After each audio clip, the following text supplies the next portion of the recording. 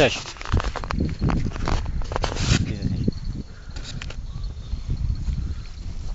Biziz. Bili.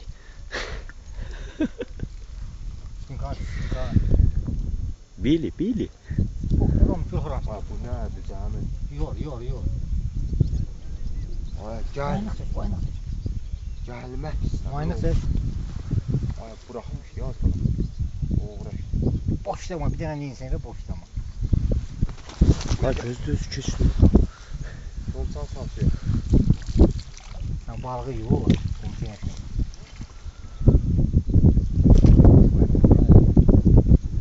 Ay Allah özün çok.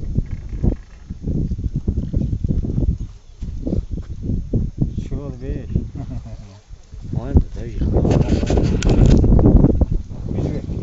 Yüz ver. Kusa bir defa hava versin ona kaldı. Ha. Uğraş çıxmaq istəmirəm. Görmüyorum balığı görsen vurarım. Gör çıxa biləcək. Yok. Tez kaldır. Yo deyən qaldıram mən. Əlimdən alır. Əlimdən alır, qaldıram. Bırak. Yüz verme.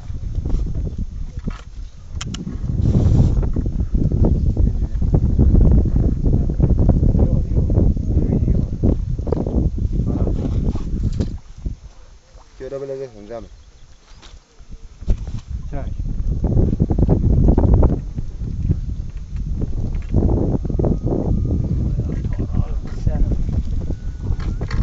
Uğraş kamp çəkildi. Qorxuram. Başı çıxsaydı çölə, heç olmasa göt verən. Hay. Hava veren mi? Hava versen yorulacak. Verənmirəm axı. Ya da qolu basırsındır az qala. Hə? Bil gəldi.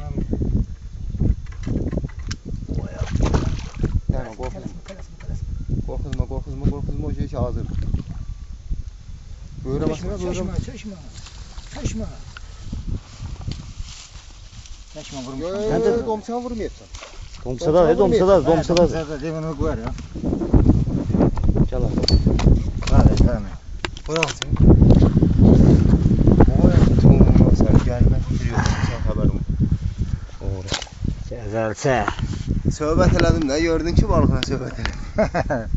Güzel. Elmətdin gördün söhbəti. Çək bura. Çək. Bu nə? Maşallah. Rəşətli. Allah sizə də yetirsin. Sağ ol.